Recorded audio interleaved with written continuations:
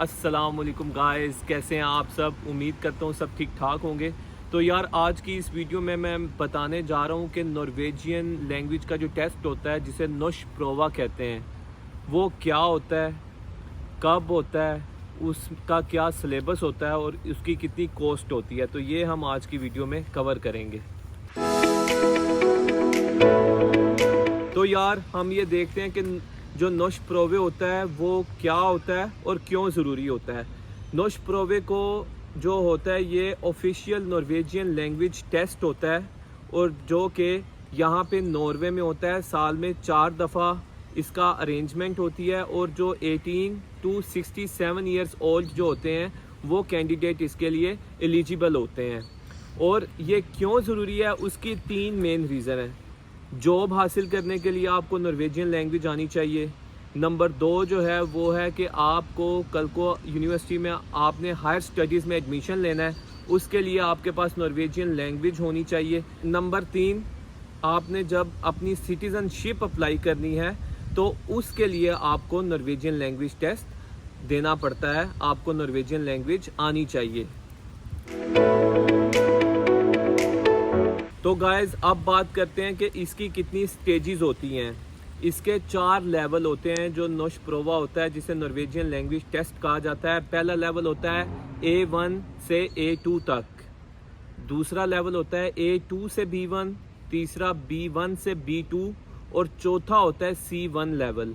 लेकिन मोस्टली आपको B2 तक लेवल चाहिए होते हैं, उससे आगे आपको नहीं चाहिए होते।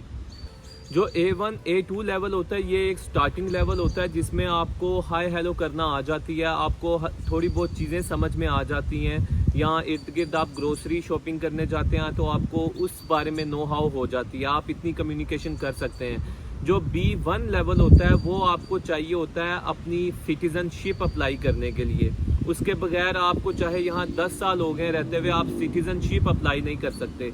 और जो बाकी जो तीसरा लेवल होता है लेवल B2 लेवल आपको चाहिए होता है यूनिवर्सिटी में हायर एजुकेशन के लिए जाने के लिए। और काफ़ी जो मामलात होते हैं उनमें जॉब में जाने के लिए आपको B1 भी काफ़ी जगहों पे चल जाता है, लेकिन B2 जो है वो अक्सर जगहों पे चलता है। जॉब पे जाने के लिए आपको B2 की रिक्वायरमेंट होती है। जैसे कि यहाँ पे अगर आप कीवी, रेमा तुसन जो इनकी ग्रोसरी स्टोर्स हैं वहाँ पे आपने जॉब अप्लाई करनी है तो उनकी बेसिक रिक्वायरमेंट है कि आपको जो लैंग्वेज है वो B2 लेवल तक आनी चाहिए।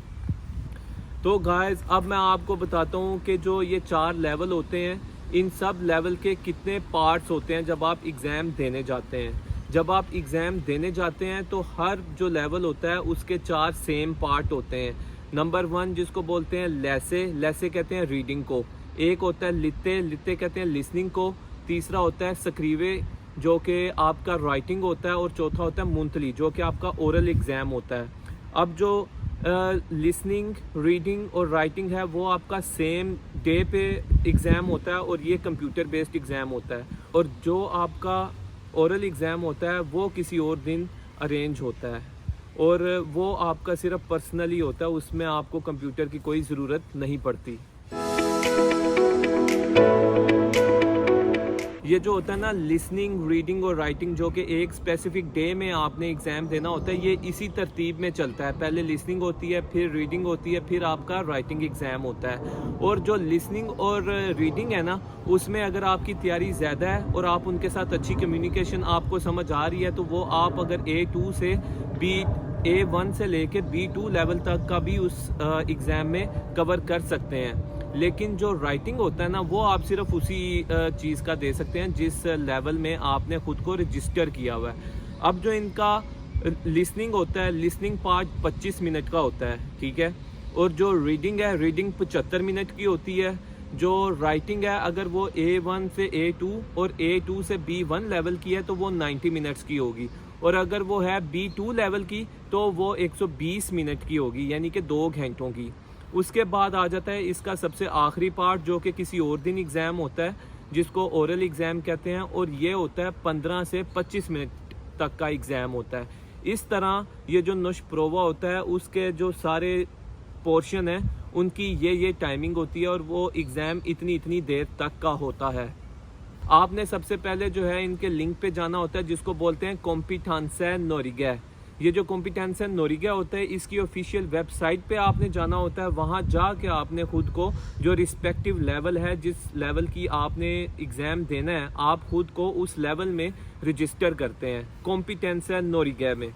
اب یہ کہاں کہاں ہوتا ہے اور کتنی دفعہ ہوتا ہے، تو اب یہ بھی دیکھتے ہیں کہ جو نوش پرووے ہوتا ہے نا یار صرف ناروے میں ہوتا ہے، ناروے سے باہر کہیں بھی نوش پرووے آپ ایگزام نہیں دے سکتے۔ آپ نے اگر چاہے آپ رہتے باہر ہیں اور آپ فار ایگزامپل ایمبیسیڈر ہیں، آپ رہتے ناروے سے باہر ہیں اور آپ نوش پرووے دینا چاہتے ہیں تو آپ کو ناروے آنا ہی پڑے گا۔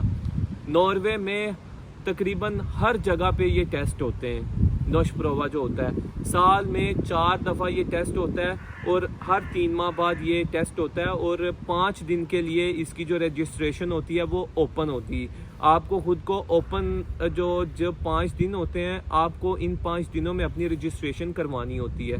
اور جو 4 اس کے ہوتے ہیں نا 4 دفعہ ہوتا ہے، وہ ایک اٹم میں ہوتا ہے، ونٹر میں ہوتا ہے، سپرنگ میں ہوتا ہے اور سمر میں ہوتا ہے، اور کس کس ٹائم ہوتا ہے وہ بھی میں آپ کو بتاتا ہوں۔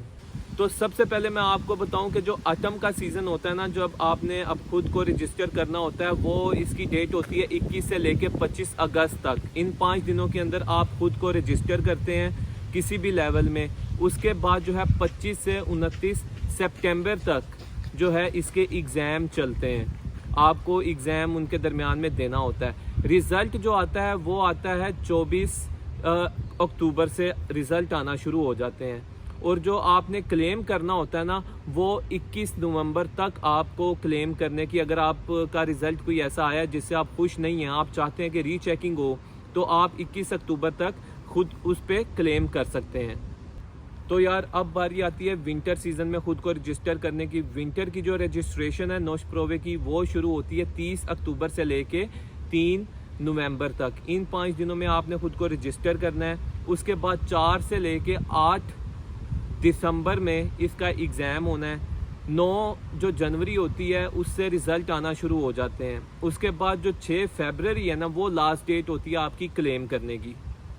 تو یار اس کے بعد آتا ہے سپرنگ کے سیزن میں آپ نے خود کو کیسے انرول کرنا ہے۔ اس کی جو ڈیٹس شروع ہوتی ہیں وہ 29 جنوری سے لے کے 2 فیبرری تک ہوتی ہیں، ٹھیک ہے۔ اس کے بعد 11 مارچ سے لے کے 15 مارچ تک پیپر ہوتے ہیں، اور 10 اپریل کو جو ہے 10 اپریل سے رزلٹ آنا شروع ہو جاتے ہیں، اور 8 مئی تک جو ہے وہ آپ کی لاسٹ ڈیٹ ہوتی ہے خود کو کلیم کرنے کی۔ تو یار اب آتے ہیں اپنے آخری جو سیشن ہوتا ہے جو سمر کا ہوتا ہے، اس میں آپ کے ایڈمیشنز اوپن ہوتے ہیں 15 سے 19 اپریل میں، ٹھیک ہے۔ جون جولائی ہاں اپریل ٹھیک ہو گیا، ہاں ٹھیک ہے چلیں۔ تو یار اب ہم آتے ہیں جو اپنا آخری جو ہوتا ہے ایگزام کا سیشن سمر کا، اس میں آپ کے ایڈمیشن اوپن ہوتے ہیں 15 سے لے کے 19 اپریل تک۔ جو آپ کا ایگزام ہوتا ہے وہ 21 سے لے کے 31 مئی تک ہوتا ہے۔ اس کے بعد جا کے جو آپ کو رزلٹ آنا شروع ہوتے ہیں وہ 20 جون سے آنا شروع ہوتے ہیں، اور جو کلیم کی آخری ڈیٹ ہوتی ہے وہ 8 جولائی ہوتی ہے۔ تو اس طرح سب لیولز اس طرح رجسٹر ہوتے ہیں اور ان کے ایگزامز ہوتے ہیں۔ ویسے تو یہ جو ٹوٹل فیس ہوتی ہے نا نوش پرووے کی وہ 2200 سے 2400 کرونز کے درمیان ہوتی ہے، ڈیپینڈ کرتا ہے جگہ جگہ پہ۔ اوسلو میں، آسکر میں کسی اور طرح کی فیس ہوتی ہے۔ اس کے علاوہ یہ آپ پہ ڈیپینڈ کرتا ہے کہ آپ نے دونوں پارٹس کا ایگزام دینا ہے، جو ایک منتھلی ہوتا ہے جس کو اورل ایگزام کہتے ہیں، آپ نے وہ دینا ہے، یا جو کمپیوٹر بیسڈ ایگزام ہوتا ہے جو لسننگ، رائٹنگ اور ریڈنگ والا ہوتا ہے وہ دینا ہے۔ تو آپ ان میں سے بھی ایک جو چاہے، یعنی کہ آپ نے اگر کمپیوٹر بیس میں صرف ریڈنگ کا ایگزام دینا ہے تو آپ وہ بھی دے سکتے ہیں، خالی رائٹنگ کا بھی ایگزام دے سکتے ہیں اور لسننگ کا بھی دے سکتے ہیں۔ اور اس طرح جو ہے نا وہ 2 پارٹس میں یہ ٹوٹا ہوا ہے، اور اگر آپ نے کسی ایک پارٹ کی رجسٹریشن کروانی ہے تو وہ آلموسٹ 1100 سے 1400 کرون کے درمیان میں ہو جاتی ہے۔ کسی جگہ پہ یہ تھوڑی سستی بھی پڑتی ہے اور کسی جگہ پہ 900 کرون تک کی بھی پڑ جاتی ہے اگر آپ نے صرف ریڈنگ کا ایگزام دینا ہے یا رائٹنگ کا دینا ہے۔